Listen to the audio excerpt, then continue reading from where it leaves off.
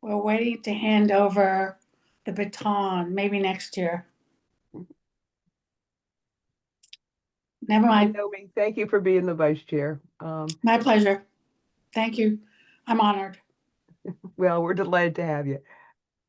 Next item is to confirm access to the committee email. I confirmed with Michael Silliman, our village manager, that he has set it up. I was able to sign in onto it. Did anybody have any trouble signing into the committee email, or have we not tried yet? I have Haven't not tried. tried. Okay, homework assignment for everybody. Make a note. Please try to sign into the official village committee email for the election committee and get back to me tomorrow if you tomorrow afternoon is fine, whatever, tomorrow evening. And let me know if you have any trouble with it. Michael sent around the new password and I was able to pop right into it using the new password for this year. That email is used for the community to communicate with us if people have election questions or wherever. That's our official email, and we will monitor it throughout the election cycle. Typically, the chair and the vice chair are the ones who monitor it, but everybody can certainly read it. And if you have any difficulty signing into it, just let me know. Okay. Anything, any questions about the email? Okay. Moving on, discuss the possibilities of using ChatGPT to help prepare our documents. And Jack, kudos to you for the little 5-minute tutorial and the example that you sent around. I gave Jack a hard assignment. The most complicated and convolutedly written section of the current election regs is the Appendix A that deals with the voter verification procedures. And that is, believe it or not, that version is an improvement over the 22 and 23 language, which was even more convoluted. And it needs to be a clear, procedural description of the steps you take to verify the voter roll.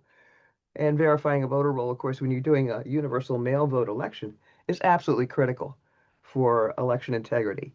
You don't want to be sending any ballots to people who are not valid voters, and you certainly don't want to exclude anybody from the right to vote. So the accuracy of that voter roll really is incredibly important when you're doing a mail vote election where everybody on the voter roll gets a ballot. And as you know, for those of you who've been around for a while, there were some real problems with the inaccuracy of that voter roll in prior years. And the 2024 committee hired an outside techie, basically, to help us clean up the voter roll because it was such a big cleanup job. And now we have the voter roll procedures document in ChatGPT simplification. And Jack, thank you very much for that. Did you all from the rest of the committee have a chance to look at the simplified version of that? Yes, ChatGPT? pretty amazing. Yes, yes. To note, that was I didn't even read it in full. I was just kind of demoing. But I'll let you kind of decide if there's any changes you want and can make them easily. Yeah, I think down the road, like next month or the month after, it would probably be a good idea to see if we could actually simplify that section of the regulations, along the lines of what the ChatGPT did, because it was much clearer, it seems to me. Now, again, ChatGPT is not 100% accurate, as Jack has explained to me. It does require humans who know what the rules say to actually go look at it and fine tune it. But I thought it was a big improvement in terms of the clarity of that. And thank you. It moved us down the road a fair bit, I believe, Jack, a fair bit indeed. I Any think other Jack should have a comments? new title. He should be Chief Technical Officer of the Amen. He's our IT guy. He's definitely our IT guy. But- Just ask your son what to do and they'll do it. I had a question on that for Jack. On the printout, there were two parts to it. The first was Appendix A, Voter Roll Verification Procedure Simplified Guide. And then on page 3, it says Appendix A again, Voter Roll Verification Procedure, Refined Version with Best Practices. Mhm. Is that? That was just meant to be an example. Like in the video, I was just trying to show like what ChatGPT can do. So the Okay. first example was just simplified, and then the other was not necessarily meant to be applied for this exercise, but just if we wanted to say what for kind of like anything we're doing, like what do other villages do? Uh-huh. Like how would you improve this? It can give suggestions that we can consider. But per Arthur's and the committee's guidance, not trying to rewrite anything that's already been approved, just giving an Yes. example. Okay. Thanks. I did think that it was incredibly reassuring to see on the best practices that we had done basically all the best practices. The only one that was in there that we cannot do is the statewide reference to ERIC, E-R-I-C, Yeah. which is the National Voter Roll Verification electronic system. I did talk about whether our village election committee could have access to that, and the answer is no, we don't. That even the county Board of Elections doesn't have direct access to ERIC. That's something that's done at the state level. Like the state of Maryland can get updated voter information from the state of Pennsylvania if they're both part of the ERIC system. But then the state gives it to the county, and the county can't really give us access to ERIC. The state doesn't even give access to the counties. So we can't get access to that. But basically everything else that the best practices recommended was in fact something we're doing. So yay team, on the right track. It's always reassuring to know that. And again, we'll have a chance to talk more specifically about Appendix A when we get down to the nitty-gritty of looking at the regs. But for the time being, I thought that ChatGPT exercise was really good. And while we're on the subject of this, I want to just confirm Jack's very nice offer to all of us to give us a little tutorial on the 19th, October 19th, Sunday afternoon, 1 to 3. Was that right, Jack? Unmute yourself. Yep. At your house. Yep. And thank you. We look forward to gathering around your table and achieving leaps and bounds in our ability to write documents clearly. Be nice to meet people in person. Yeah.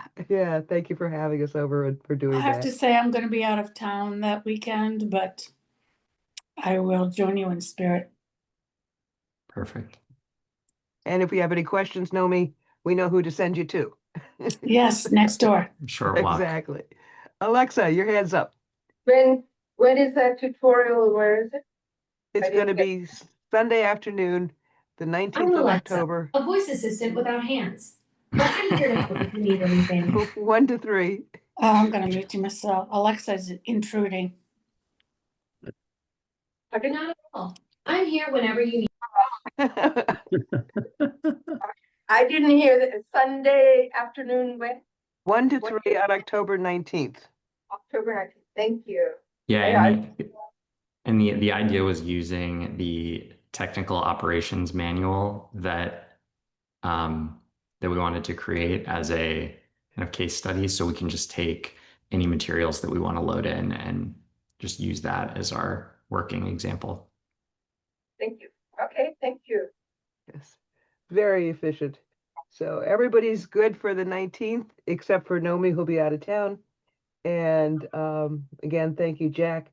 And if you have any questions in the meantime, take a look at what Jack sent around again this afternoon, because I thought his little 5-minute tutorial there was very helpful as a good introduction to the process. Yep. Okay, we're going to come back to the draft RFP and the operations manual, but let's go ahead now and finish the administrative items. Next is the Online Open Meetings Act training course. I sent the link to that around to everybody. And I know, Mike, you and Jack both said you were interested in taking that. I am. I might need the link again, especially and the other one to the committee email. Those go so far down the list so fast. It's sometimes hard Yeah. to retrieve them. I Okay. browsed it and read a summary as well. Okay. So did you get your certificate or? I did not complete the official training course, but I did read the training in brief.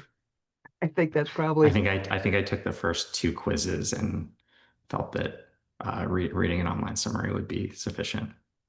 I think it probably is. The basic issue in terms of the committee operations in prior years has been that we do need to be very careful about not discussing any policy questions as a group on email. So administrative stuff on email is fine. Setting up a meeting or a time for something or and a one-on-one email, if any committee member had a question about a policy issue, you could certainly individually email me if you'd like, or email any other one member. Any two of us can talk to each other. The Open Meetings Act, however, prohibits group email discussions of substantive policy issues. So for example, if we were to, I don't know, decide that we were gonna only allow blonde people to vote, which would be a horrendous policy decision, that kind of discussion could not happen except in an open meeting. The policy decisions have to be made in open meetings and discussion should happen in open meetings. But setting up a time to get together is an administrative item that we can do by email. So if you have any questions about that, send an email directly to me if you think it might have policy implications, and I can help you decide. That's true for everybody on the committee. Okay. And you'll notice that all of our emails have been administrative in nature so far. Right? None of them have asked anybody to vote on any policy issue. They've asked you to edit a document or schedule a meeting, which is admin. Okay?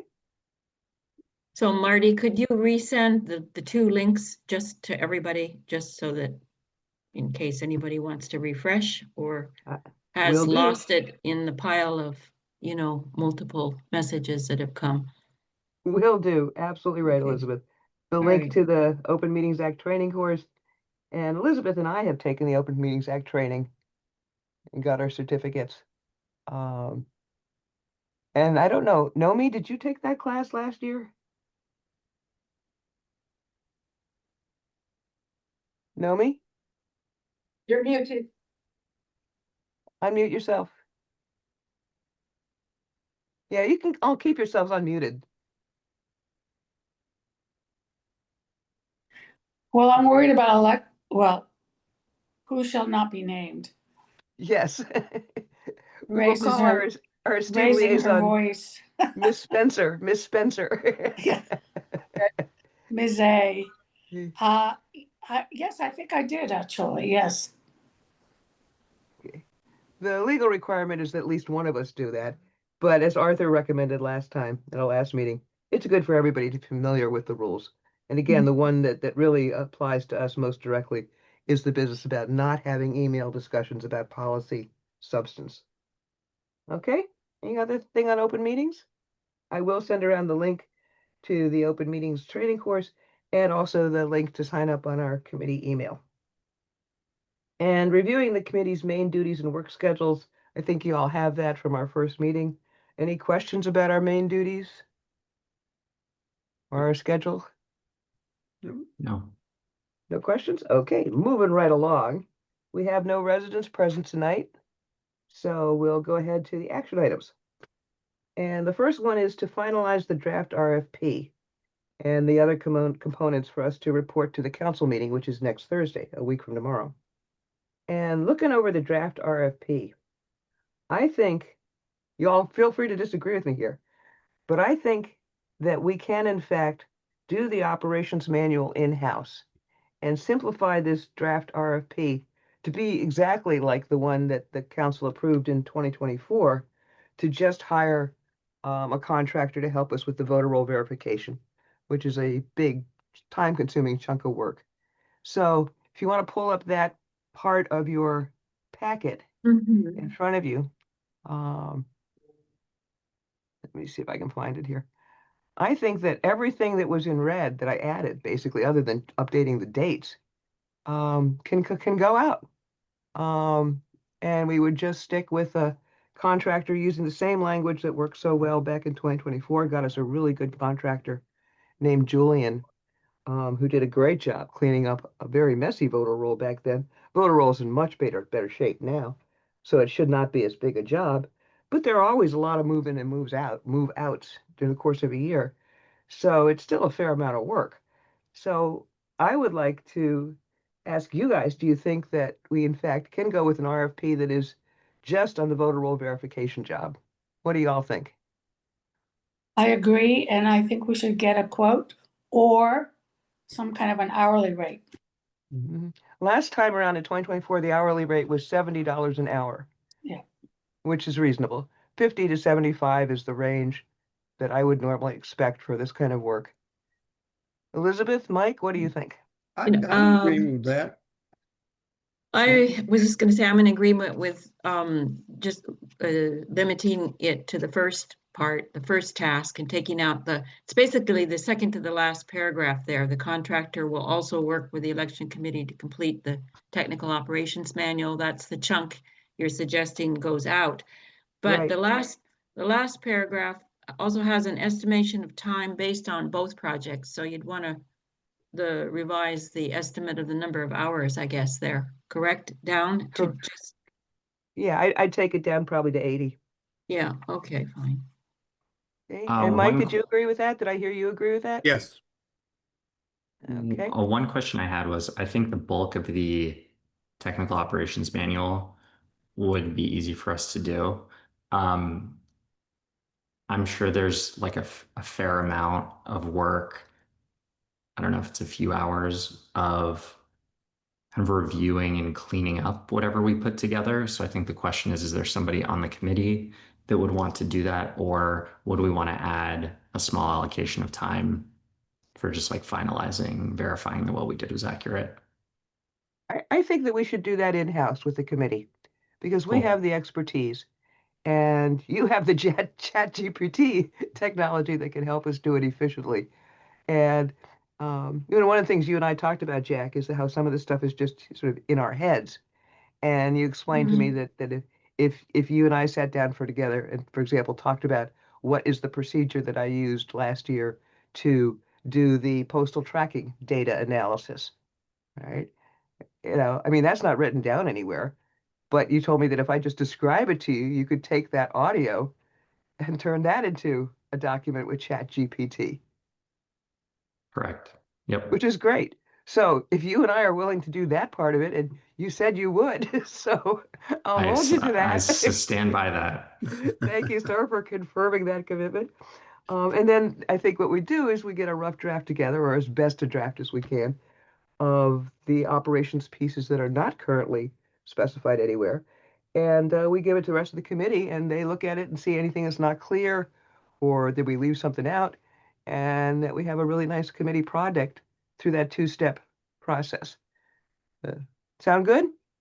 Yeah, that's great. And Elizabeth, we could also take a transcript of the meeting and create a draft of minutes as well, which would Marty was mentioning that. I think that's a great idea. cool. All for making life easier when technology can help us do that. Yay, Mhm. team. Okay. So do we have a consensus? It looks to me like we have 100% consensus, but tell me if I'm wrong. Agree. To finalize the draft RFP to just do the voter roll verification Right. job on the RFP. Agree. That's Yep. great. Now that will be one of the attachments that goes with our committee report next week. And I expect to be able to draft the committee report later this week or certainly by the weekend for you all to look over because you will need to approve our committee report. We should get our election committee report ready for the council by Monday because Michael likes to have it on Monday for the Thursday council meeting. And I'll try to get that draft done to you Friday or Saturday. And so you can look it over. And the other two components in it, one of them is the basic schedule for the election that we approved last week, Right. last meeting, last month. That's required that we submit that at this October meeting. We'll have the draft RFP simplified to just deal with the voter roll verification job. And then we'll have the three-part proposal that we discussed at the last meeting with a short cover note from us, which I will also draft and get to you this weekend. So those are the components for our report for the council meeting.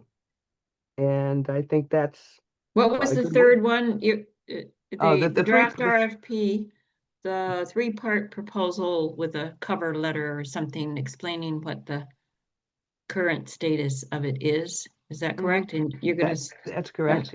and what was the third item? That we're legally required by the regs to send the schedule for the 2026 election to the council for this Okay. October meeting. All right. Because okay. the regs say we have to get that to the council 6 months before election day.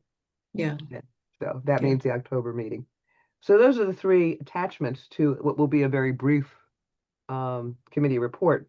So I'm thinking like maybe 1 page for the committee report and then the 3 attachments with a cover note on the proposal part of it. And again, if you can look at that this weekend when I get the draft done, I'll send it around to you ASAP. Anything else for our committee report for next week? Just a note on timing. I'm leaving for Michigan tomorrow and coming back Monday. We're going up for a nephew's wedding celebration, so I'm gonna have limited time to review a lot of this stuff. I will take my computer and I'll see what I can do, but I don't promise exhaustive effort on this. Hopefully we'll make the documents so easy, Mike, that you can look at them in 10 minutes. All right. Besides, I'm only one person, so How much you count? There are only 5 of us all together. that's right. You matter. You're all set. Anyway, and Mike, in some ways, you're in a really um, important position for ourselves because this stuff is new to you, like it is to you, Yes. Jack. And anything that's not clear, I mean, I think it's really important for you guys to flag that because if it's not Mhm. clear to you, it's something we need to, you know, say something more about so that it's clear to everybody. Okay. Stuff that we think is clear because we've been doing it in our sleep. It doesn't necessarily mean it's clear to somebody who's reading it for the first time. So don't sell yourself short in terms of the importance of that role in this committee. And have a wonderful time at the wedding. Have Oh, a ball. Okay. Okay. Item number 2 on our action items is to update the status of the 3-part proposal.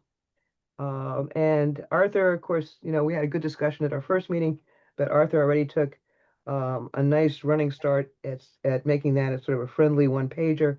And then Jack, you came in and gave us a very nice format on it using the ChatGPT format.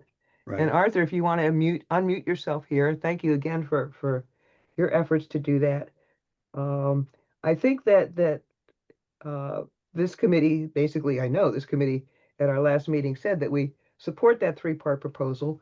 We might clarify the part that about the meeting. The 3rd prong of that proposal was to have a public community forum to discuss village budgets and priorities. And the only issue that was sort of on the table there was addressed in the minutes, which is that there is a public forum about the budget in March when the council votes to introduce that year's proposed budget for the following fiscal year. But March is really too late for election purposes because the election cycle starts in February and the committee last year and this year's committee agreed, would want to have that kind of public community forum and discussion before people have to put their names in as candidates. It's part of our suggested improvements in candidate recruitment to make it more feasible for people to think that they can run and for people to be more interested in running. I mean, I don't think a lot of villagers even have any clue about what the budget for the village looks like. And Mhm. so to have a public forum, community meeting in the fall or winter before the election cycle starts, that's when that public meeting would be most useful for election purposes, for recruiting purposes, Right. and for, citizen engagement. So I think that the question before the council on that prong of the 3-prong proposal is, would the council be willing to have or schedule a public sort of like priorities forum in November, December, certainly no later than January, because February is when the election cycle starts. So it couldn't be later than January.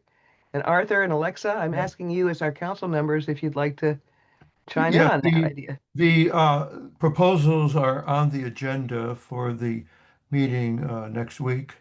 Uh-huh. So it will be up for discussion at that time. Okay, good. Thank you for putting them on the council meeting agenda. Alexa, do you want to chime in? No. Okay, just inviting. You don't need to. Marty, Thank you. Yeah. Yes, I Elizabeth. just wanted to say that your idea here, though, is this would be a change in timing. So we wouldn't be talking about combining it with the March hearing on the proposed budget for the following year, but rather an open forum that maybe talks about the current priorities, right? I mean, that's what you would have in whatever you said, December? Yeah, and something just like that, November, December, January, it'd have to be the current budget and priorities. But, and yeah, so that wasn't necessarily clear in the draft that was sent forward. So I think that's a further refinement of that bit of the proposal that just so it doesn't get confused. Now, Right. also Art's recommendation to us to remember that it needs to be related to election committee business. So if we're Mhm. proposing it, there has to be a link back to what is the election committee trying to do here? You know, it's an opportunity to get people involved, maybe interested in running for office, this kind of thing. So it's a public information function, but very much related to increasing response to, you know, campaigning for joining the campaign for public office. Correct? Exactly right. Exactly. Okay. And you know, going back through my notes from the old days, back in 2018, I believe it was, the election committee actually did sponsor on our own that kind of community forum. And a couple of the council members came and talked about what it's like to serve on the council. We made it very informal. It was one of our members' Mhm. houses, and it was well attended. We had about 40, 50 people came. We had, you know, snacks, hors d'oeuvres, and it was like on a weekend afternoon. And it really was good. We had a number of people who actually came to that and got interested and ended up running for office that year. So, you know, it's not like there's not a precedent for this and a Okay. precedent for it being successful. So Hey, the, what happened to it, Marty? Why would, it was wasn't- not done in following years for reasons that are not entirely clear to me, okay. but it did work well. I remember the year that we did do it. It really was quite effective. People were interested in learning. I mean, I think the most astounding thing to people was knowing that we had a budget that was in several $1,000,000 at that point. People had no clue about what it cost to run a village or that we had assets that the council was responsible for. Um, Not you paying know, I mean, attention to their property tax bills. yeah, yeah. Although I have to say, Jack, you probably don't know this, but Martin's Additions has the lowest property tax rate of any village or incorporated municipality in the entire state, because we get Wow. so much money from the state share of income tax revenue that we get as an incorporated village. If we weren't incorporated, we wouldn't get that state income. But we get so much income from the state that our local property tax rate is as low as we're legally allowed to have it. We're not allowed to have it be zero under state law. Municipalities have to have a local property tax rate that's non-zero. I believe ours is like 0.05 or 0.005%, you know, 0.005. It's just really low, whatever the legal minimum is. But it is our money. And of course, the state revenue that comes to us is part of what village residents pay in state income taxes. Part of that comes back to our village. So, yeah, it's our money that gets spent here. It's directly our residents' money. So, yes, Elizabeth. One last thing on this proposal, on the second item, which was develop the annual impact report for VMA. Just like the third item, the timing of the open forum, the timing of this, I would think, would need to be ready for that meeting, because that would be the document that says, you know, what happened last year. How did we say it? What was done, how much did it cost, that kind of a thing. And so that would be it would be a very nice opportunity to have that ready to pass out for that meeting, you know. Exactly right. That's That's where the conversation would start, I assume. Yes, that's exactly right, Elizabeth. And the sooner we can do it, the better in terms of not having any document that talks about accomplishments look like campaign literature for incumbents, which is the perception that you run into that's problematic if that report is not done sort of up front here in the pre-election part of our year. So both of the second document about accomplishments and the open meeting about priorities should both happen sooner rather than later. And I think in the future, you know, it's obviously too late this All right. cycle, but in the future, that document of accomplishments, I would love to see the council have that ready on June 30th at the end of the fiscal year, so that it would be in place for the coming year and the new council members.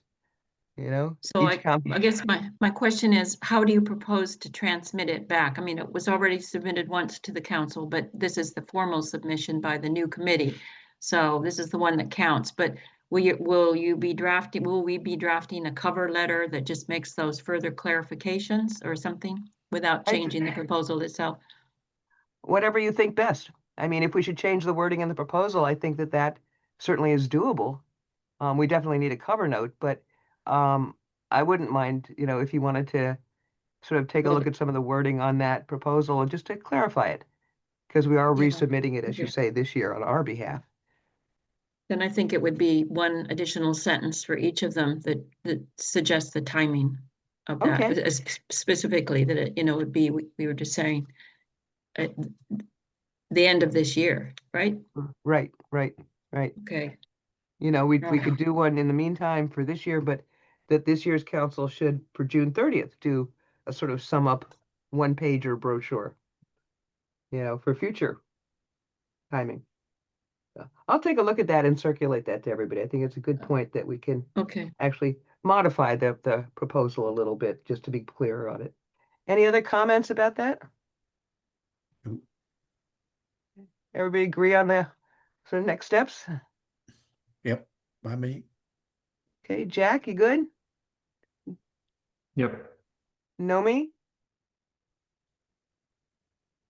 Naomi? Yes, I'm good. Okay, Thanks. okay, I'm all being- right. I'll circulate that, and again, feel free to edit. Item 3.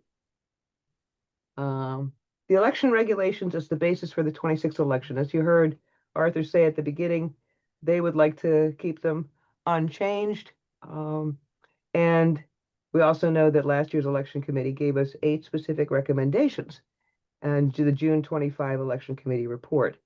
I do think that most of what we have in place now is good. It is best practices. It came out of a lot of community discussion over the previous 5 years, and you know, it's probably 99% fine. But that doesn't mean that we don't need to exercise our statutory obligations under the charter to review election procedures and make sure that they do comply with, you know, what we see as current best practices.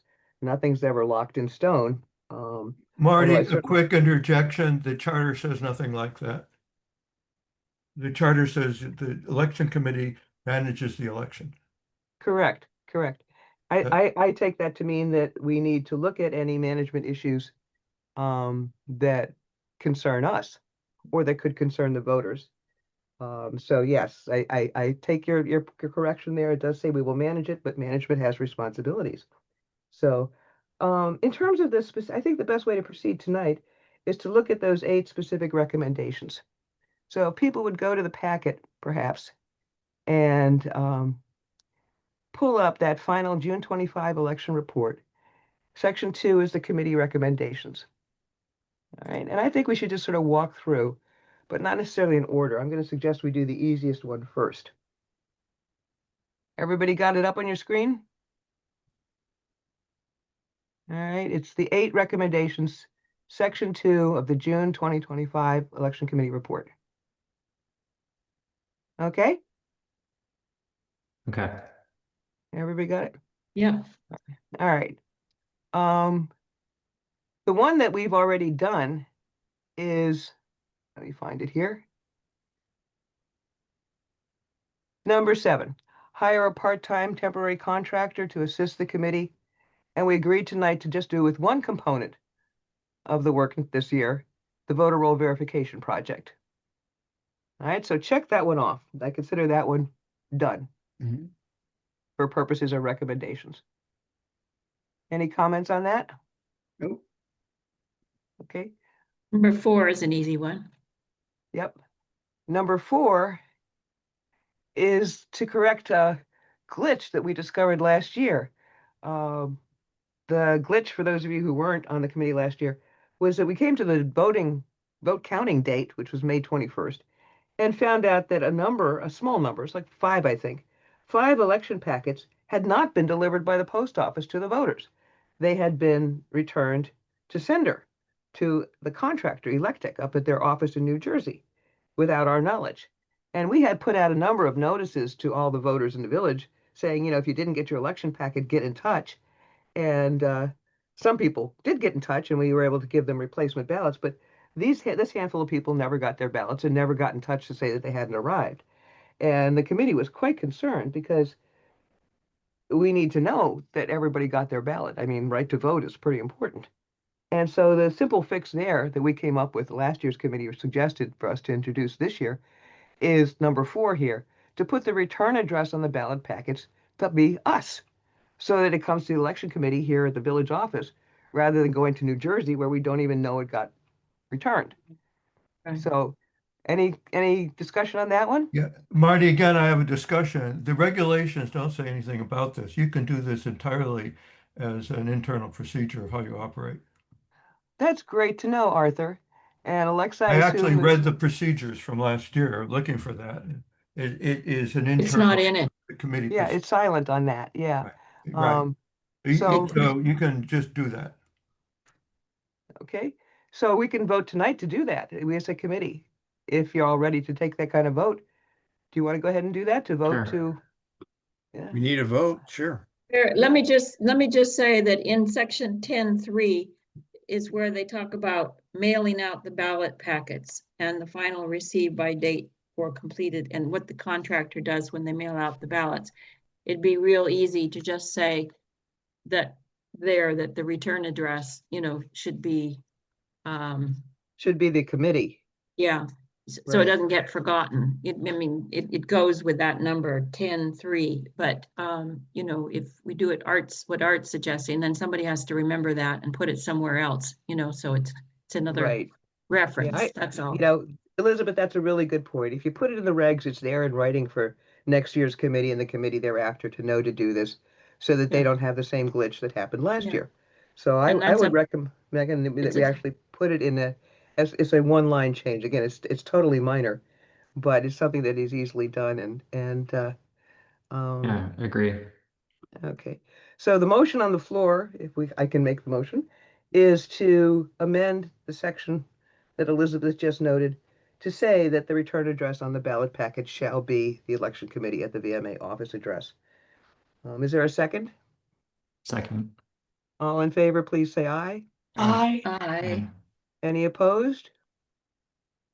Okay, we will make that as a simple correction. Okay. Now let's go to number 5 next, because we talked about referendums last year. The 2024 committee did propose a referendum provision in the regs. The council did not adopt it. And last year's committee said they supported putting a referendum provision in the regs, but didn't put anything forward. Mike, you were the one who kind of looked into the referendum issue. So do you want to talk about the referendum bit for a No, I bit? don't, but I will if you referendum, Marty, I looked for that December, I think you said December 23 recommendation. I couldn't find it. Maybe I didn't know for sure what I was looking for. I think my brush with referendums goes back to my days as a lawyer for the District of Columbia, and I know that there were a lot of litigation over referendums and whether there are proper subjects for referendums and what was going to happen if something happened and that sort of stuff. So I think it looks to me like there are like negative referendums, like the Montgomery County does have one. Tend to go into to prevent a passed law from going into effect. And I think there are also affirmative referendums where people can propose all kinds of stuff, and that's where you probably tend to get into more issues. I tried to do a little. I inspired by Jack's Chat GPT, demonstration. I went in and actually did some of that myself, trying to find a little more research on this. And it didn't come up with. Now, I did not look at all of the various code provisions. I think I looked at Chevy Chase Villages once. I didn't see anything on referendums, and Chat GPT didn't turn up any local municipalities in Maryland that had referendum provisions that I could spot. It did tell me that Montgomery County does have one, and it's one of these sort of a negative things. This says after the council passes a law, there's a referendum proposal signed by 5% of the registered voters, challenges the law and it's filed and put together within 90 days, then the law doesn't go into effect until there's an election, either a special election or it comes up in the general election, and it goes up or down depending on that. Emergency legislation can go into effect subject to later modification by the by the election outcome. What do you remember what the proposal was was it similar to what the Montgomery counties was that we're looking at something that passed and then somebody wants to challenge it, or was it more broader than that? It was broader than that, Uh-huh. and the county actually does have referendums on things like the term limits for our Mark Elrich for our county executive. That was a Uh-huh. referendum on our county ballot in the last election on the county level. Right. Here's the language from the 2024 election committee. It's very general. It says VMA elections may include referendums. Referendum questions may be placed on the ballot by the council or by a community petition signed by no fewer than 100 qualified voters, which is considerably more than 5%. 5% of our voting population would be 35 people. So it actually is a higher bar. The community petition by this proposal would have had 100 qualified voters, which makes it harder to put a referendum item on the ballot. Right. Anyway, by a community petition signed by no fewer than 100 qualified voters and shall be submitted to the election committee in final written form no later than March 15th each year.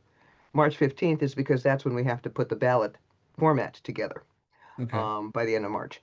So it's interesting that they suggested 100 voters, 60 voters, 65 voters would be 10% of our qualified voters. So that number 100 could be variable. And you'd probably want to put in, if you were actually going to do this, something about the length of it, that I think the county has some requirement, probably put in by the Board of Elections, if not the county council itself, that says the referendum shall be no more than 150 words or something, 200 words. It can't be an essay, in other words, and it should have a clear yes or no decision to be made. Like, do you support term limits for the county executive or not? So we would actually, if you put referendums in our regs, you'd have to probably do a little bit more than this initial draft from the 2024 Village Committee. Right. But on the other hand, it's an important civic right, civil right for voters. There's a lot of court cases going on around the country now about citizens being denied, the right to put ballot initiatives on a ballot for a vote on everything from reproductive rights to term limits to how the courts are staffed, whether Supreme Court justices at the state level are appointed or elected. There's all kinds of ballot initiatives out there.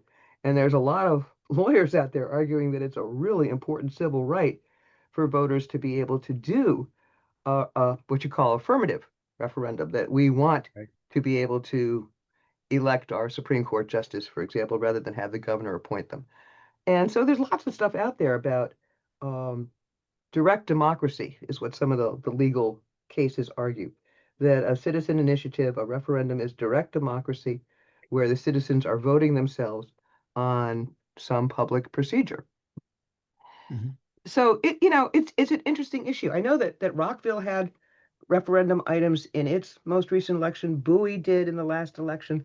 So the slightly larger towns certainly do have this, and not only have it in their regs, but use it and allow voters to use it. So it's something I think needs more looking at for us. What do you think? Well, I think it needs looking at, and I agree with you on that. I think and in fact, you cited a good example of Martin's editions when we talked earlier today about it, with the ethics provision, the ethics ordinance that went into effect, and that seemed to have some not very good public support, but nonetheless was enacted. That might have been a subject for a referendum or a recall kind of a thing. I think there's certainly potential for mischief with it.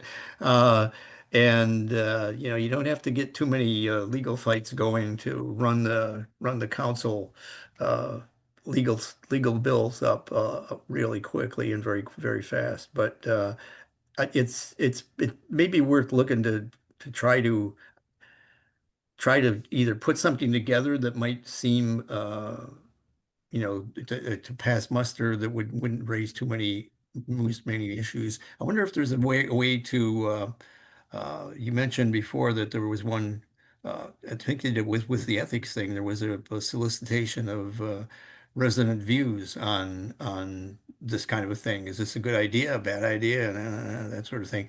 At least that would provide a nice springboard into putting something out there if indeed there was a reasonable ground of support or well support for it in the community. My concern was also that since Martin's Editions is so small, and we have a very good communication system and people talk to each other a lot. If there are issues that are brought up, they usually can get rectified in the next election, but that's not always the case, obviously. But we've done it for 40 years now without it, and hasn't really impinged our ability to govern. But I think it's worth looking at again, Thank you. Yeah. Alexa, I see your hand up.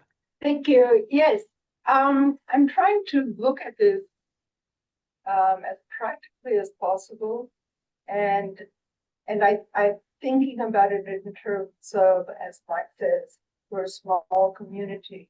So my first question is, how do you see this being played? How do you see this? How do you see, what issues do you think that might occur here? That we would need a referendum rather than some other way of dealing with the issue.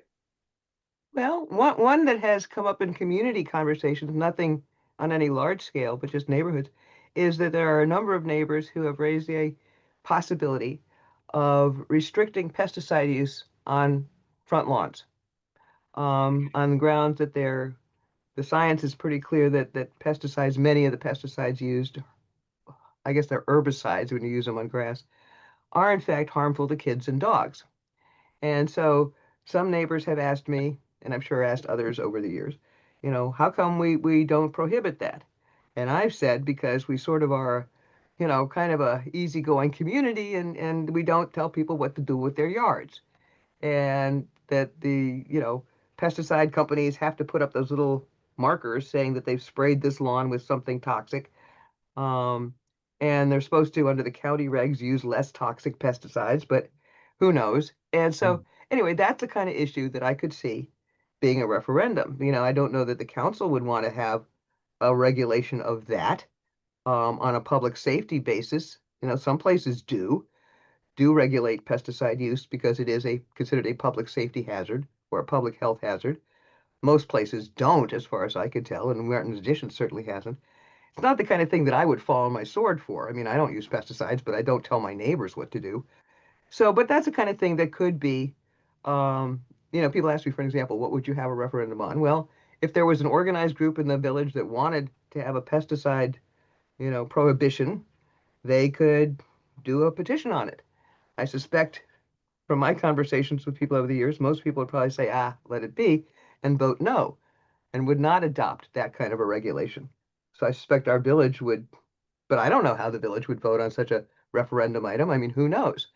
So it's the kind of thing that could be decided by a referendum, just to give an example. Don't know that it ever would be, don't know that anybody's pushing for that. The last time referendums were discussed at a village-wide level was indeed, as we talked earlier, about that ethics ordinance, where some people asked at the time, do we even have a referendum procedure?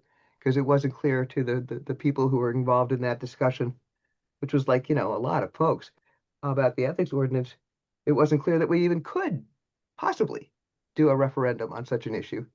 And so there was no referendum. There was a question in the community survey the following year, and only 20% of the people in the survey who answered that, and it was a lot of people answered it, only 20% were in favor of that ordinance. The council, adopted the ordinance nevertheless, and that's going to water under the bridge at this point. But, again, it's a civic right for voters, a civil right for voters to do an initiative, a community initiative is direct democracy. It's the kind of thing that if we were going to make this an ordinance, you'd probably not want to exclude that element because it's an important civil right, but not something that I necessarily think we need to do this year. Any other comments or thoughts on it, Elizabeth? Yes. An alternative, it isn't an equal alternative, but though is a petition, which was used in the case of the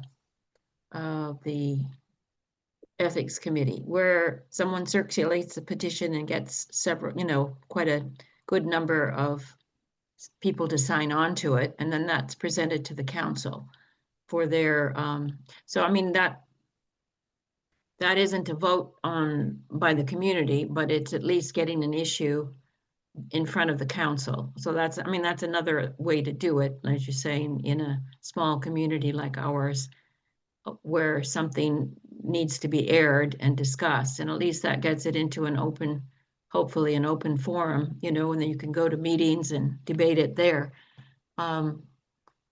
So it's, I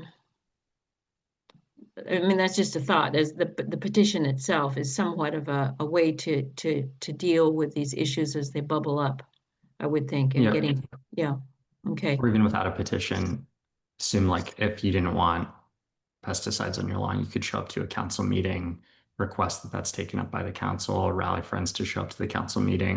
And if the council shuts you down, run for council. Yeah. I think if Yeah, it if is. something's preventing people from running and rallying support from neighbors, then I could see this being important. But I'm new to the village, but I haven't, heard that the council's like not representing what their residents want. So in which case, yeah, I'm generally for like less complication if there's not a Mhm. real need to add it. Yeah. Good points from both of you. So, I'm feeling like, there is certainly not a consensus to pursue this referendum item, in terms of putting it into the regulations this year. Is that a valid assessment of where we are as a committee at this point? That's fair. Fair, Yeah. from my point.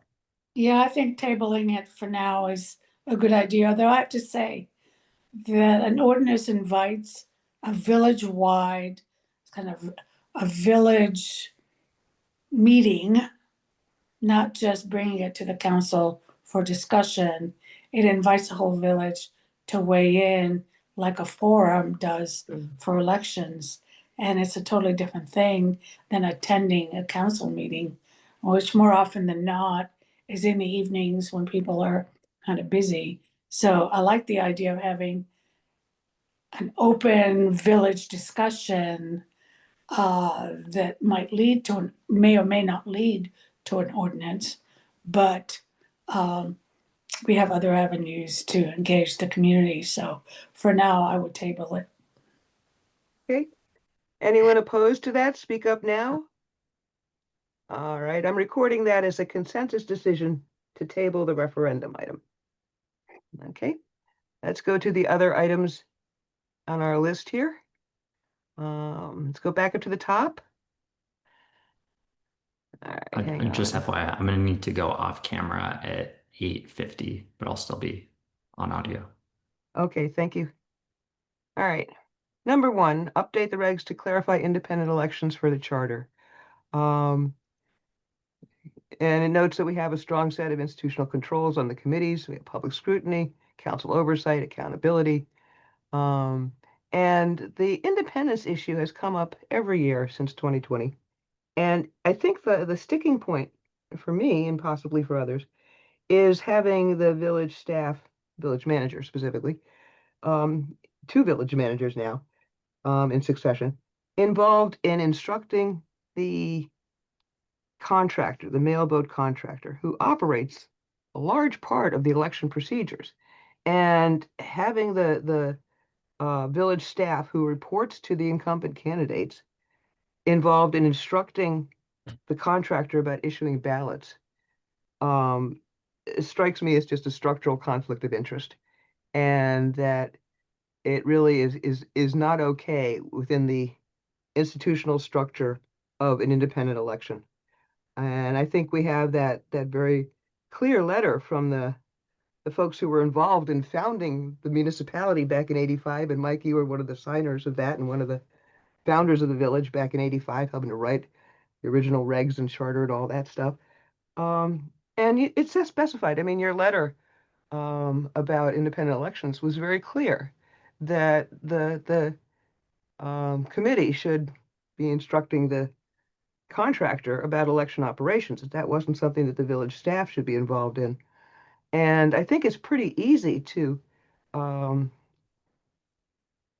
go back to the regs that were approved by the council in 2023, in fact, did not insert the village staff into that day-to-day operations of the election contractor.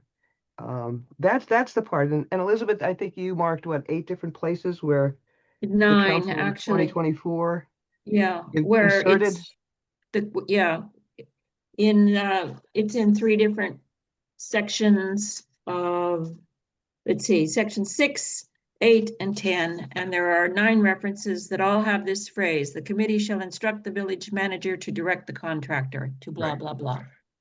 So the issue there is it's an awful lot of, I mean, you know, it does, I mean, it takes more time. There's room for misunderstandings, delays, that sort of thing. So these are pretty straightforward administrative instructions with the technical job that the contractor does of carrying out the election. So you're not talking about, this isn't the contract part of it, which is done by the village manager up front. He monitors the contract, yes, but this is actually the duties of implementing the election process and the ballots and the counting and all the rest.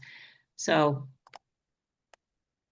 I don't know about you, but it seemed to me convoluted, and I don't understand the reasoning that it was changed, that those were inserted Right. apparently a year ago. They weren't there before, but then they got inserted in the regulations newly about a year ago. And like I said, I counted at least 9 places in those. It may even be a few more in there. Well, I can supply some of the missing history here and be quite frank. Okay. About I can't remember when you said 2 or 3 years ago, when the election committee had direct contact with the election company, they complained to the manager that the contacts were so frequent and onerous that they were threatening to withdraw from the contract. We thought it was important at that time that the management of it go back into the village office rather than being directed by the village, by the election committee. Yeah, Arthur, that's true. Let me just comment on that for a minute. The reason for that is because in the preceding years, 20, 21, 22, and 23, the contractor did not, in fact, comply with the election regulations. They didn't have postage paid return envelopes. They didn't do any of the required, in our regs, postal tracking. One year they didn't do the correct format on the ballot. We have a format where we rotate names to prevent positional bias, because that can affect a small election like ours. Contractor did the ballot wrong. There was positional bias on the ballot. And so there were like 3 or 4 distinct places where the contractor did not comply with the regs, which is a I pretty believe serious they were corrected eventually by by the oversight, by committee oversight. Yeah, the 24 committee was able to get the contractor to comply.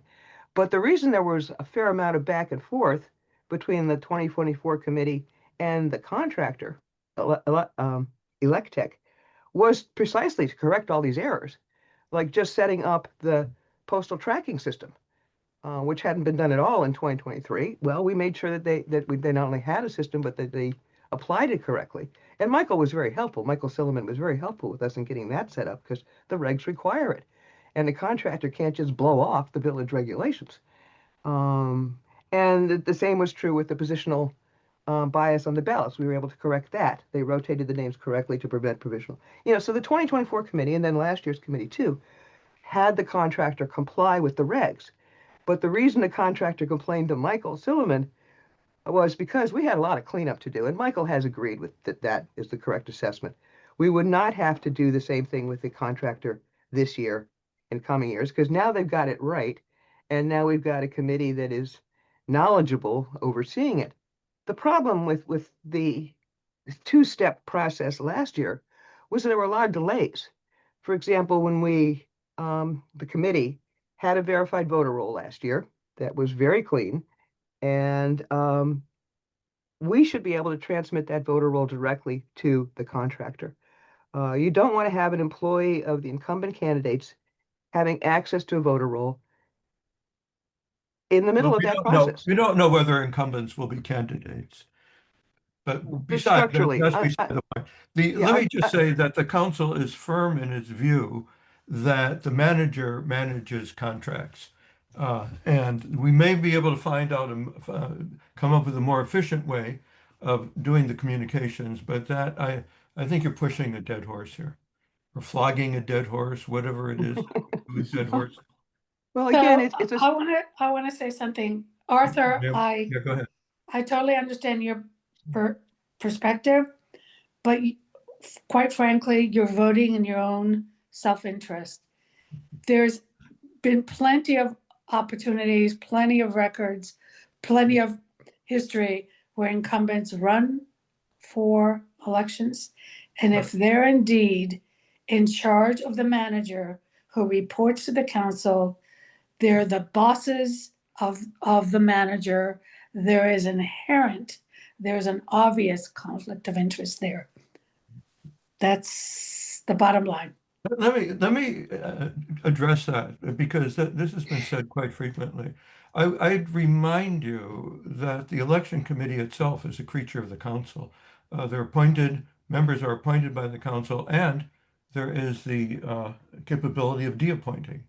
And to the same degree that the manager is an employee at will, the election committee is also a committee at will. But the elections committee, none of the members are running in an election by definition. It's the incumbents who run in an election. And if they don't like what's going on, they can order the manager to do whatever they wish. I'm not saying that's that you people possible. would. I'm not going to argue with that. Okay, never mind. It is a conflict of interest. you know, Paul Weller must have said conflict of interest 50 times at council meetings and election committee meetings when he was on them. It's a structural issue. It has absolutely no reflection on the ethics of the people currently in office or our wonderful current village staff. Nobody questions the ethics there. But if you're setting up an election structure, the normal structure is that the employees who report to the candidates or potential candidates, to take your point, Arthur, all council members are potential candidates. They were candidates last year, or they might be candidates this year. It's only a 2-year term. And so that is a structural problem in terms of this whole sort of fundamental notion that you have an independent election process. And I'm not saying that anyone here is unethical. I'm just saying that we have had real community concern about this. And a lot of people have said that having the council employee, right, at-will employee, direct the contractor, Electek, anything to do with ballots should be directly from the committee to the contractor, not via an employee. And so that implies the voter roll, early ballots, replacement ballots. I mean, the distinction between, to me, they call it the electoral firewall, between staff support functions like printing and mailing, and the actual running of the election, like telling the contractor who gets a ballot. Those are two different functions. And the current regs muddy the water and could, as Nomi says, be abused in the future by people of less than sterling integrity, telling a village employee to do something that would benefit the incumbents. And that's a pretty important issue. And people need to have confidence in the integrity of our elections. And that is generated, confidence is generated by having standard election regs. Standard election regs do not allow the village employees generally to run the election if they're at-will employees. Some towns have a town clerk who is not an at-will employee, who has contractual protections, run their election process like this or supervise a contract. But a town clerk is not what we have. What we have is not an independent manager. We have a manager who is an at-will employee whose work is specifically directly instructed by the council. And so you don't have that airspace, you don't have that separation of functions that is the standard structure for an election. The county council employees, for example, do not get even remotely involved in interfering with the county board of elections instructions to their contractors about sending out ballots. There would be an uproar in Montgomery County if any council employee from the county council tried to say, oh, you have to send your voter roll through us before you can send it to your contractor to issue the ballots. People would be in an uproar about that, Arthur. And it really is a fundamental structural issue. It has nothing to do with the integrity of the current incumbents or staff or any of that, but it has to do with what kind of an election structure do you want going forward? And is it one that the voters can have reasonable confidence will not be able to be manipulated? And Marty, that's the key. this will It's a be, structural issue. you don't have to argue this now. This will be considered by the council next week. Well, I take your point of view on that, Arthur, and that you think this is a done deal. But I can tell you for a number of residents, not just the people on the committee here, it really is a problematic provision. And again, it's not that the village manager has no role in managing the contract. He certainly, we give him a markup on the contract. He's responsible for contract enforcement, all that stuff. But in terms of handling the ballots, shouldn't be in the mix, should not be in the middle of that. So we'll see what we come up with. Again, this is not a discussion we need to decide tonight. Only I just think that it's something that a lot of people think is a conflict of interest in the current structure of our regs. Anyone else want to add anything more on that? Well, there's also what, I mean, Art said this before, it's a little bit of a threat. It sounds like saying we put you together and we can disband you at will. The council has it was an analogy. It was Okay. an analogy to the But- village but- manager. But am I wrong that the charter does say that it's the responsibility of the election committee to manage the elections? That's what it says, And- yeah. Yeah, and to manage them, I think it may even say independently. I'm not sure. I have to go Yeah, back. no, that's the full wording. Yes, okay. So that to me is pretty clear. I mean, it's the arm's length. They've been delegated with a very important responsibility to do this, separate from any other committee that, that reports, because we're exercising a civic duty here on behalf of the entire community. So it's like the council puts its faith and confidence in this group to carry out these regulations and, to their best ability on behalf of the whole. So that's how, it's not just any other committee role. I think it's a committee with a particular special character that's sort of established in the laws, the ordinances of the community. So, and the letter that was written by the founders who wrote the charter, that part of it, that they presented last year, they were quite adamant that that was their intent. So that should stand for something, it seems to me, that should have some weight. 5 people who were original founders. That's all. We don't have to resolve it tonight, Marty, but we'll just make a note here that there was a I Good suggest we discussion. move on. I suggest we Yeah, move let's on. move on. Yes, indeed. Good discussion, folks. Let's move on to look at the other recommendations that we have. Okay. Number 2 was put in because there were several cases last year where the election notices were changed in marginal ways, not major ways, but some were delayed before being posted on the village communication channels. And we all know that even delaying a communication about elections can in fact affect the election results. One of the ways that you can bias an election is to put out information late or incomplete. And we had one case back in earlier years where a council member actually altered some pretty critical information, deleted it from a public notice the election committee had approved, and then posted the tampered version instead of the actual notice. And that could have had the effect of discouraging other candidates from running, which is, of course, a classic case of election bias. To make it hard for other people to run by tampering with election notices is a real big no-no. And Arthur, you were the one who actually flagged this, because I certainly was under the impression, I've been doing elections since I was 19, which is a long time ago. And I was under the impression that it was just, didn't need to say that, no, the council members and the council members' employees cannot tamper with election notices, either in terms of the content or the timing. It seemed to me that that was the sort of bedrock. But you pointed out that our regs didn't actually say that anywhere. And that was a good catch. So thank you for flagging that last January. You sent us the committee an email that said that. And I think it's real easy to update the regs to say basically that the public notices shall not be altered in terms of content or timing. I mean, you don't have an independent election at all if the council members or their employees are doing the notices. So that to me is a pretty basic element. I'd like to hear the committee's take on that.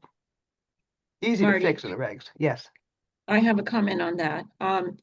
It would be very easy to address this in section 3.3, which is the general provisions, the last sentence, which says the VMA staff shall post the committee's election announcements throughout the election cycle. All you have to do is comma as submitted. Right.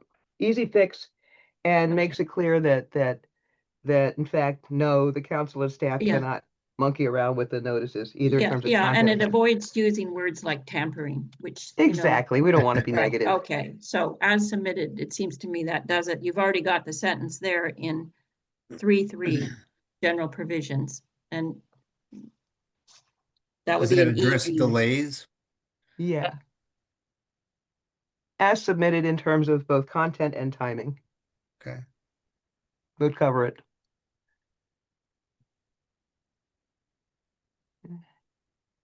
Again, we don't need to decide this tonight, but that's one that I think is pretty important to specify, since Art basically said, it doesn't say it anywhere. So, okay, we should say it. I'm not a member of the committee, but let me just add a concern about that. Not all committees may be as reasonable as you folks are. And there is the possibility that an election committee submits a document that is vile, that is illegal, that has stuff in it that you don't want to put out. And we might not want to allow that to go through as written verbatim. So this is one of the concerns that we have, that a village document submitted by a wayward election committee could have stuff in it that we don't want to see go out, be published. But who's the we in that sentence, Arthur? The village. Royal. The village. The we is the council. Well, the And- council and the village as a whole would not want to see a wayward committee putting stuff out without amendment if there was scurrilous language, false language, any So who's the any editor? possibilities you can think of. Who's the editor? Who's what? Who would be the editor? The editor would be somebody associated with the village, a manager or somebody of that sort, who would be reviewing it before putting it out. This is the concern. I understand, but unless, so scurrilous, I don't know. I think we have to identify who the ultimate editor is. And if we don't, then we need to let the elections committee put out its notice. Well, without getting overly political in our domestic politics here, I think you might see that some folks in the current administration might say things that would not be acceptable to a reasonable Congress or committee or even local government. But that is a concern. We I have haven't- a question for you, and appreciate having you here for the kind of historical perspective. By the same token as so my understanding is the committees are serving kind of like at the will of the council. And so if there was a wayward committee, would the council then be able to replace or remove a member of the committee in order to replace them with someone who was better suited for that role? Yeah, Jack, Oh. that is our village lawyer, counsel, Ron Bull, has said that it is. We have never, I don't know if we've ever done it. I don't want to say that. Not to my knowledge, we've never removed anybody from an election But, committee in the last he- 20 years. It has, Got it. he says that the committee members serve at will. Although I do see in the charter, it says that the council appoints a committee from, wait a minute. It says we serve to the end through the next Yeah, election. serve through the succeeding election. So Which that does- suggests that a committee member cannot be removed. Not without cause. Arthur, I looked into that, and Mike Zelensky, I think, was one of the signatories on that letter that says that the original founders put that language in precisely so election committee members couldn't be threatened by removal Right. by the council for doing due diligence in exercising their duties.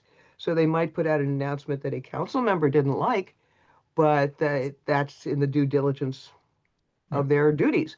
And Perhaps, so- perhaps Ron was referring to all other committees except I the think so, because statutory one. this is pretty distinctive language. It says you serve through the end precisely to protect the election committee from being threatened by removal for due diligence. And, we have a duty of due diligence in the management language in the charter. Because management is pretty broad. So I think that it's really important to say in the regs to remove the confusion here. And I don't see a wayward committee. I don't know of any committee that has sent out any notices in the last 20 years that were incorrect in any way. And I do know of at least one case, 2 cases from last year, where there was a delay or a change in what the committee had approved. Now, bear in mind, you've got 4 or 5 people on the committee, all of whom are smart and dedicated, and they are approving as a committee every announcement that goes out. There's no notice that goes out without a committee vote. So you've got already checks and balances there in that these are 5 people who have to agree before they approve a notice to send to Michael to post.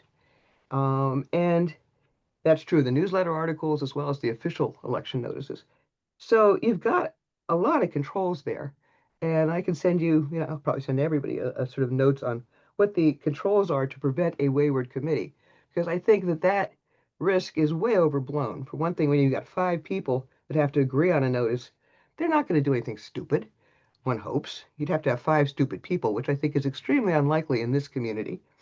And I really am troubled by the notion that anybody on the council would be editing any election notice in terms of either content or timing, because that can materially affect the entire election process. It could bias an election faster than you can say Jiminy Cricket.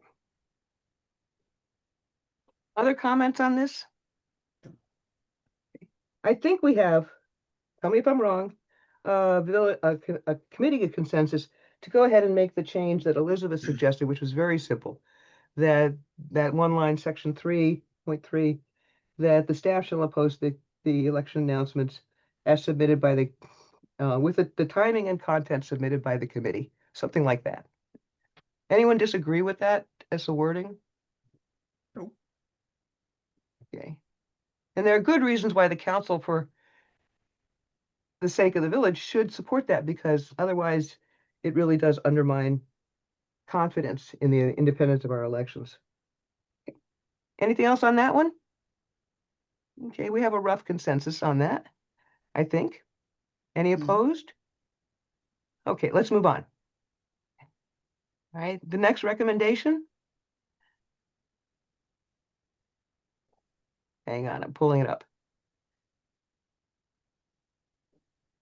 Okay, we talked about number 1 and 2.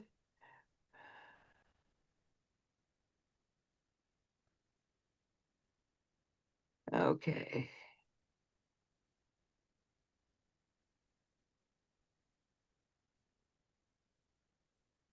I'm not finding it here. What's the next one? Who's got the document up? 3. Number 3. To specify requirements for public presentation. I'm dealing with paper, so I've got it in front of me.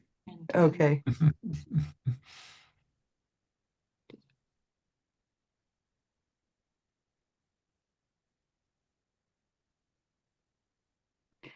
Oh, this was the delays in posting the comment period. That's what this one deals with. Is just trying to correct that, so that wouldn't happen. Right. And we actually, to this afternoon, I sent around a note to the committee members Yeah. that actually would deal with that in a more generic way, as a general village administrative procedure. Right, timely notice of public comment periods. Because that applies to not just election regs, where we had the 2-week delay before people were even notified about the comment period existing, but things like, the stormwater recommendations on that stormwater task force that are going to be coming up, and any other documents that the committee might introduce. Arthur, I don't know if you've seen that, but Alexa, you got that, right? Yeah. You received that this afternoon? And noted. Okay. Would someone please read that What proposal? you sent today. Yeah, what I sent today Yes, would okay, address this. it was A, administrative action to ensure timely notice of public comment periods. The village charter calls for what is the source of this, by the way, Marty? That was one of the suggestions that came when I was trying to put together some briefing materials for Alexa when she was Oh. first appointed to be our liaison. Okay. The village charter calls for a 30-day public comment period when the council votes to introduce new regulations. There are also statutory comment periods for proposed changes in the village charter or code of ordinances. But there is no corresponding standard administrative procedure to inform the community. This issue came up when there was a 2-week delay last year in notifying residents about the comment period for the FY 2025 election regulations.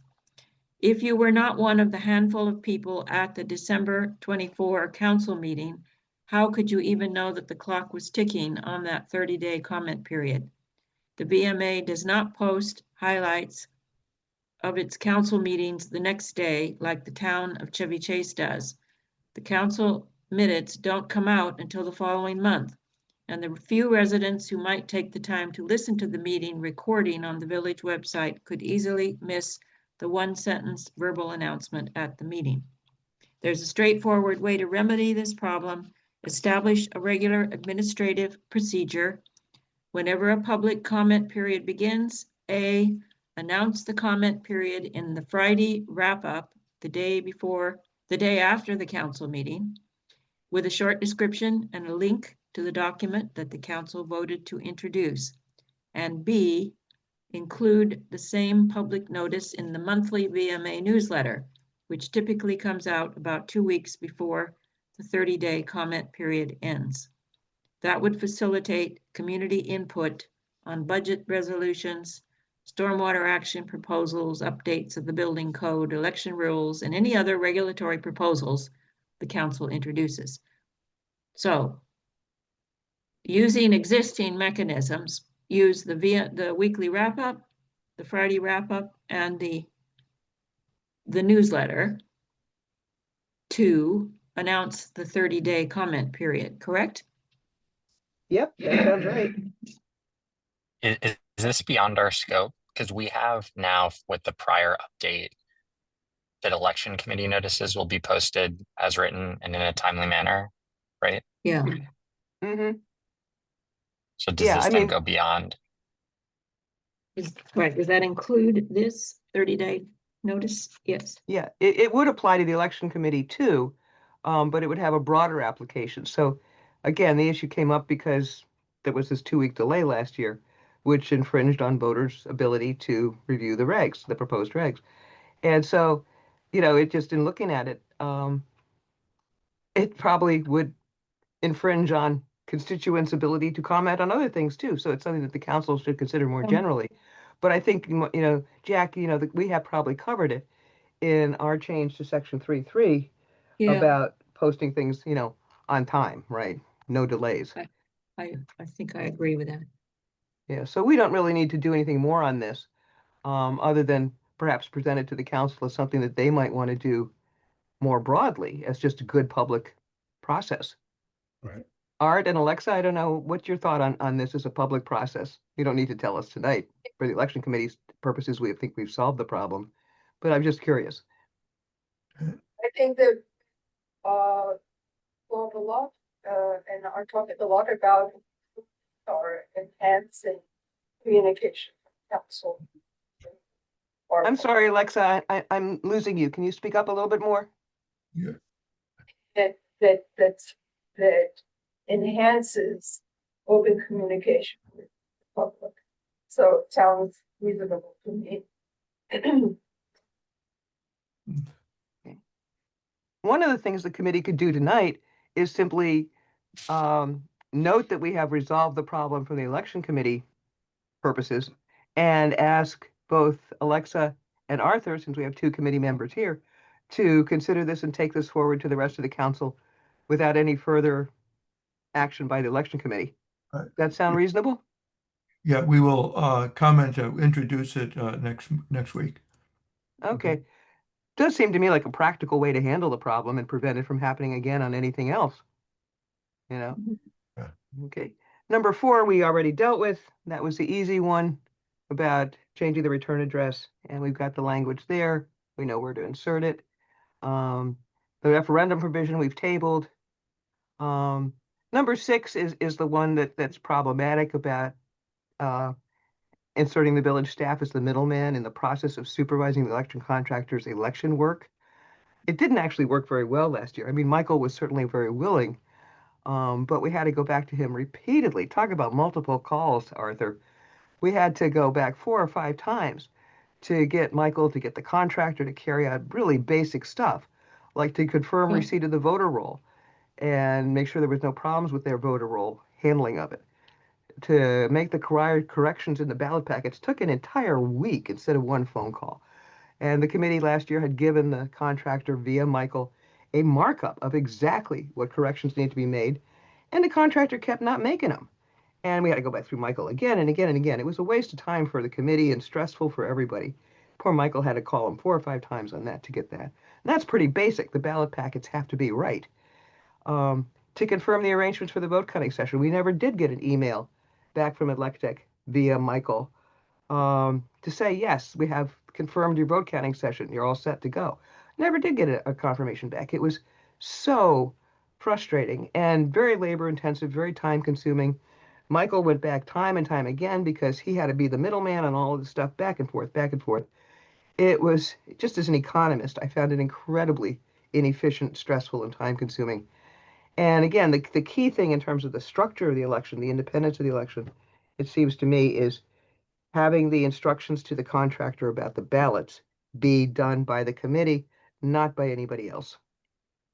Comments from anyone else? We've already kind of talked about a lot of this, but any Yeah. further Yeah, let's comments? not repeat it. Let's go on to the Yeah, next. we did talk about it before, Marty, because it's related to number 1, right? Exactly, 1 and 6 are the same topic, so Yeah, this exactly. is the one where there doesn't appear to be agreement on our, our Yeah. point of view on that for some reason, so I'm not So sure. to what we be can to do be there. to be continued on that one. Yeah, okay. And again, we have a chance to discuss the particular regs next month. And then we did number 7. We're going to go with a Yes. simpler RFP. And number 8 about adopting the regulations as an ordinance. The reason for that is what it says here in the recommendations. You don't want to be going back and forth about election commission. I think everyone agrees on that we want to stabilize the election process and have Right. these regs stand in good stead. I don't know if they're ready to be a final ordinance, but they're awfully close. So what do y'all think about that? Do we recommend that it be an ordinance? The 2024 election committee did recommend that. 2025 was told no, it has to just be regulations, so they didn't push it. They did say they thought it ought to be an ordinance to make it more stable, but they didn't push it. And we don't need to push it this year either. They recommended it should be a standing ordinance the way we have other ordinances. Well, I for one agree with that entirely. That's the second page of the letter I wrote last year is all the craziness that I found when I tried to go and find council election regulations and stuff. They were all over the place, and they used to include dates, you know, so some of the timing stuff was in there and then they changed that. Now though, for the last 2 or 3 years, it looks like they're pretty much standalone and they go from year to year. They should go from year to year. I don't know whether having them as an ordinance would affect your ability to change them too much, but it just seems to me there ought to be a standing thing that isn't revisited every year. You know, you can always try to tweak it, I suppose, but it's just it was. I hope some of the problems that I ran into when I was trying to look at stuff that I outlined there have been corrected. I actually haven't gone back and looked, but having a good permanent document would be, I think, a very, very good thing to have. It certainly would make life easier for everybody involved on the election committee. That's for sure. I agree. I think we need to cement these well-worn elections procedures and policies once and for all. Sounds like we have a consensus on the committee on that. I agree. We don't need to because decide tonight, but I'm just sort of, I think that it should be like an instruction manual, so that when people come in, you know, it's already set, the standards are there. And this is so that it eliminates the need to be creative, let's say, you know, yeah. to be inventive. Right? Right, So and- that these are, when the election committee is appointed even by the council, they can say, and here is your set of regulations with the procedures manual, which we're going to hopefully do this year, with all the examples in it. So that it's there. I mean, that's it. That's the textbook sort of a thing. And then that takes away, and of course it could be amended if something goes out of, you know, is no longer valid, is out of date or whatever. There, you know, eventually there may be amendments, but it wouldn't be something you have to go back and have a long meeting on every year to go item by item, you know, to rediscuss. I think that's what we want to try to avoid. And you're almost there, but there are these last little tiny bits that need to be wrapped up. But I'm in favor of having been, you know, adopted as a standard. I hear that as a pretty broad consensus among our committee members to go ahead and recommend again this year that it be codified as an ordinance. And so it'd be easy to find and be standard and not be changed from one year to the next. Now, if we're going to make it an ordinance, we need to make sure that we do in fact incorporate standard best practices in it. And that goes back to the bone of contention, which is the issue about having the staff be involved in managing the operational work of the contractor, which is the sort of sticking point, I think, for a lot of people who think that that's a conflict of interest. So, okay, I think we have wrapped that up. It's 9:23. Any other election items that may need attention? The only other one, thank you all, by the way, there was a good discussion on all points. And much progress made. Next one is item number 4, any other election issues? And I sent around the 2 this afternoon. One we've already talked about, the idea of having a standard village administrative procedure so that public comment periods, people get notified about them in a timely fashion. The other one was about committee access to the village attorney. And y'all got that this afternoon. Again, that came up in connection with doing some briefing materials for Alexa, our liaison. And the question there was about complications in terms of getting legal advice and having to go through a middleman again to get, rather than getting advice from the attorney. Elizabeth, can you read that one aloud again? Okay, it says direct access to legal advice. In 2020, the council chair began limiting access to the village attorney. The VMA committees learned that henceforth only the council chair or village manager could authorize communication with the attorney. There does not seem to be any record of the council voting to adopt that decision in a public policy resolution or providing a public comment period about the merits of the policy, but successive council chairs and village managers reaffirmed and enforced the practice. The council chair at the time said that the access control was a cost-cutting measure. Until then, the election committee had been able to call or email the attorney as needed. The committee members from 2015 through 2020 didn't use that access very often but did count on quickly getting good, accurate, direct legal advice when they needed it.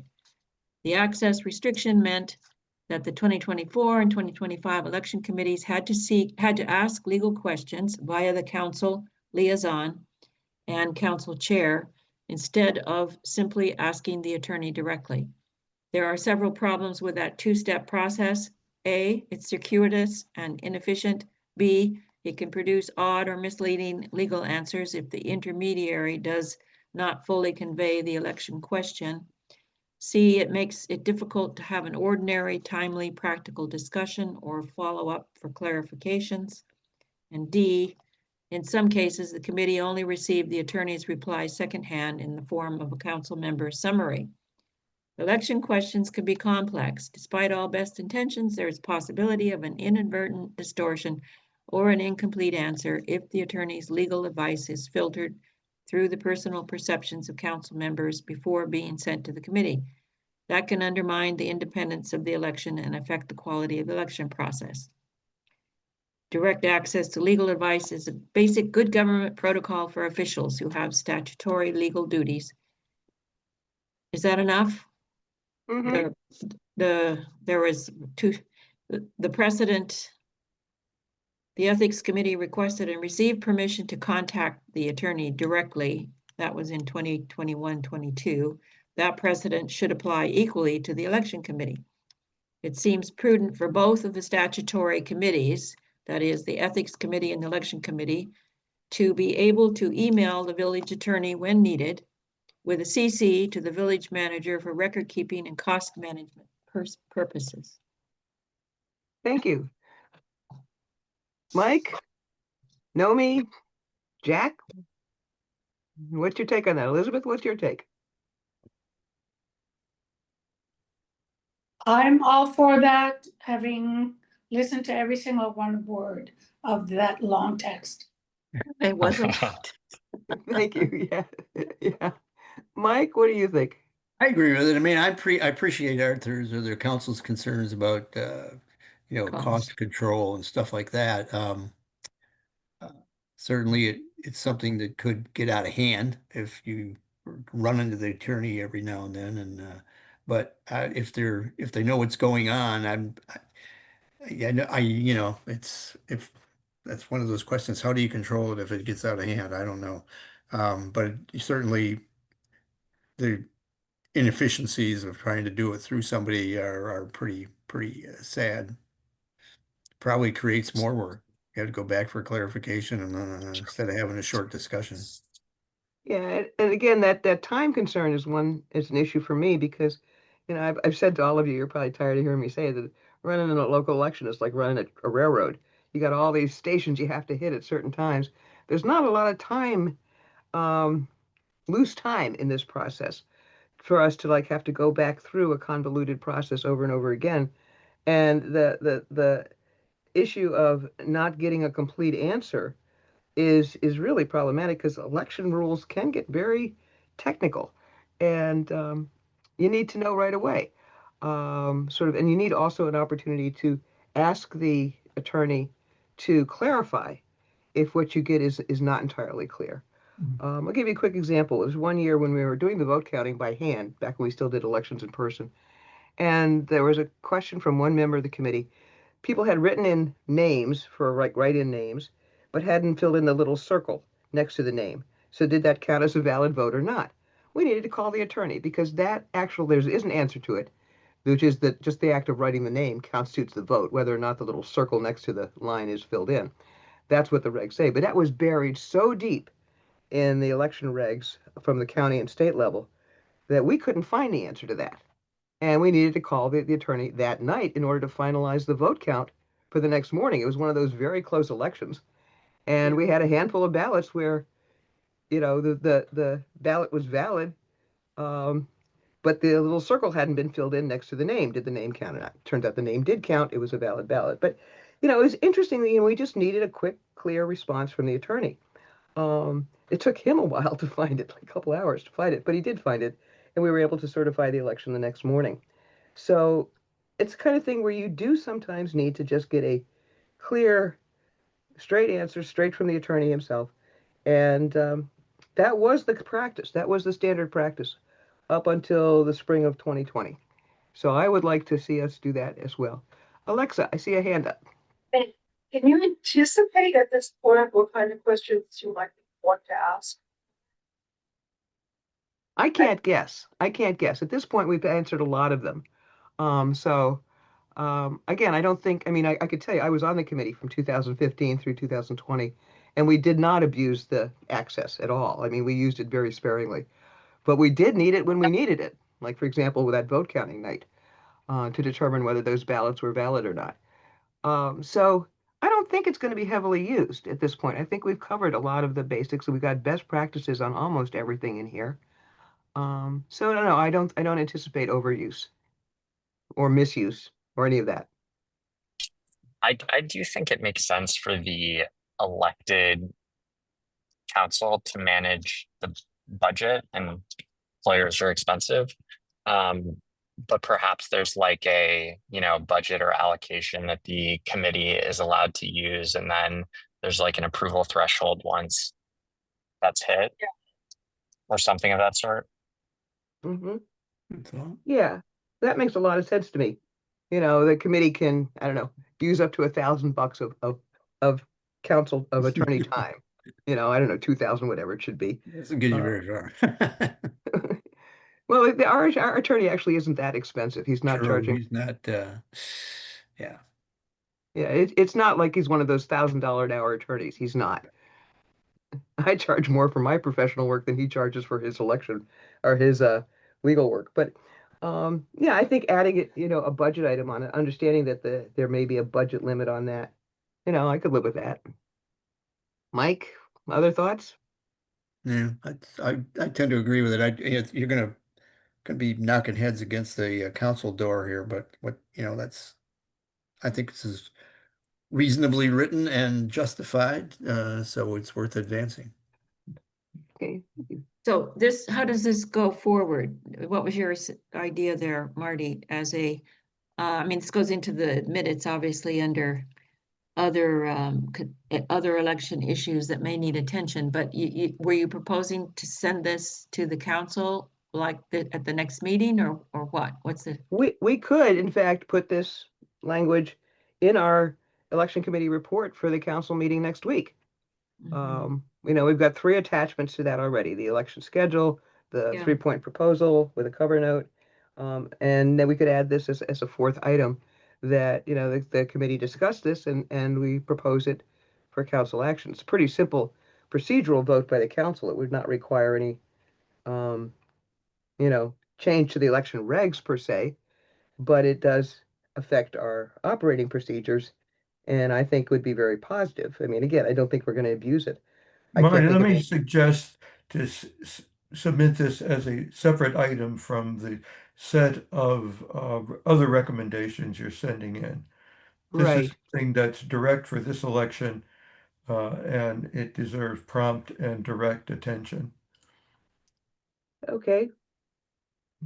Yeah, we can make it like, we've got our election committee report, but we can have this be like an attachment to the election committee report. No, don't even do that. You submit it to the report. It's going to go in with that big report, which is like 20 pages. And you want to have this considered simply, directly, as a simple consideration. Okay, yeah, this is just a procedural administrative matter for the council to decide. Okay, I'll figure out how to separate, make that a separate document.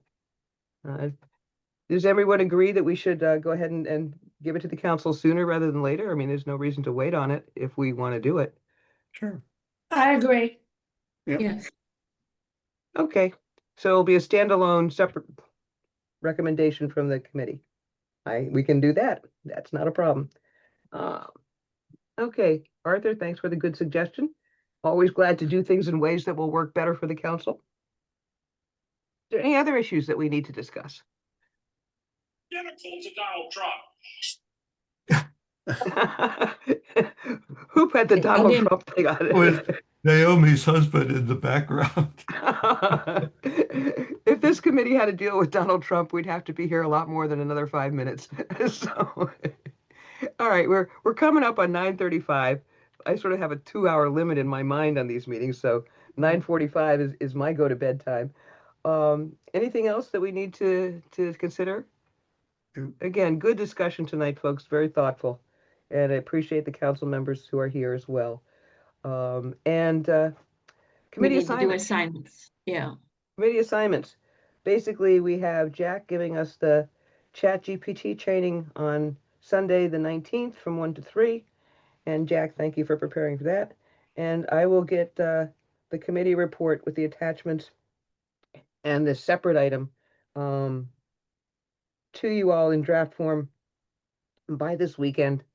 And Mike, have a wonderful time at the wedding. And if you can just get back to us with an okay or an edit, that would be terrific. If not, we need to get this to Michael, our documents to Michael on Monday Right. for the council meeting on Thursday. So that's our deadline. Mm. I'll get stuff to you as soon as we can, as soon as I can. And Elizabeth, thank you for taking on the job of doing the minutes. Arthur, you're you'll welcome. make the AI summary of this I'm meeting trying, available. I hope so, but I'm not sure about that. Okay, I'm getting a transcript. good. That will be helpful for us doing the minutes and make our lives easier. So we appreciate that. Is there any other assignments that we need? Okay, I think we're ready to rock and roll here. Hey, You need Anything a else?